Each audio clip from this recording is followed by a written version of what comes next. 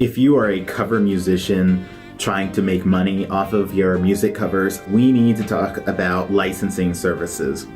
And in particular, I want to talk to you about a formula that I think is going to be highly relevant to all musicians.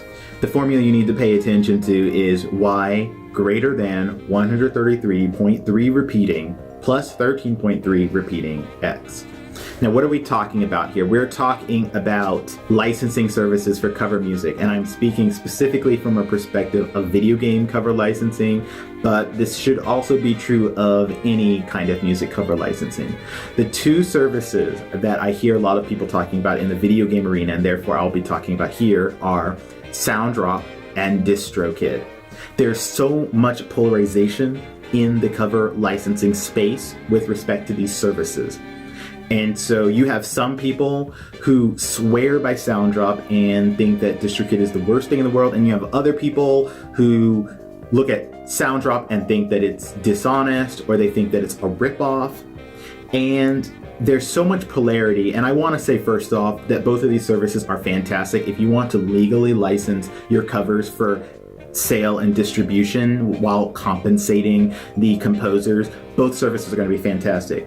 But what I wanted to do is I wanted to kind of look very quickly and say, let's get past all of the drama, let's get past all of the polarity, and think about, in terms of just the numbers, what is worthwhile for musicians. And so that's what I've kind of done with this formula. And so if you put in some numbers in terms of numbers of songs you're thinking about licensing as X, and what amount of revenue you think you can make within a year, Y, this should tell you very objectively, based off of the pricing models, whether the profit you make from Distrokid is more than the profit you'll make from Soundrop, or vice versa.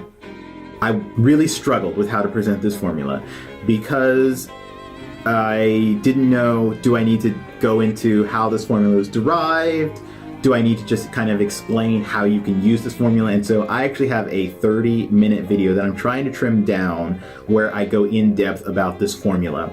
And so if you want to see the full video there, you can click on the link that I'll have in a card or the description.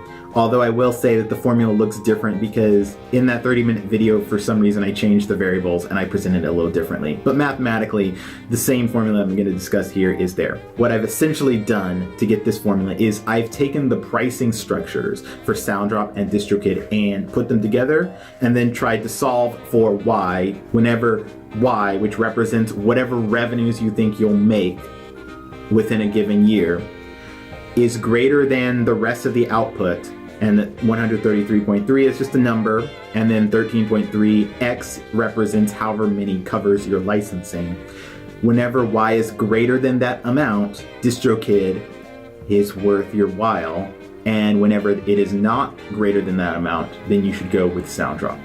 For me personally, this graph makes it really look like Soundrop is going to be worth my time in most cases, because I am not making enough in revenues, or I don't project that I'll make enough in revenues to get over into the Distrokid arena. Now, obviously, this is something that you have to decide for yourself. You have to decide for yourself based off of your sales records and how much you're making per sale, or how much you're streaming and how much you're making per stream, which one will be worth it to you. I didn't want to just talk in terms of these revenues though, because you can see this graph, this is what it is. What I wanted to talk about a little bit as well, and I really want to hear your comments, are it seems that there are other factors that go into play in terms of whether someone prefers Soundrop or Distrokid. For example, whenever I hear people talking about Distrokid, the one thing that I hear over and over is the speed of the service. And so especially in a video game covering context where people are trying to do weekly covers, in many cases, they want to have a video out on YouTube on their day that they're releasing, and they want to have their iTunes, Spotify, Google Play links with that YouTube video if possible. There seems to be the impression that Distrokid is a little bit faster.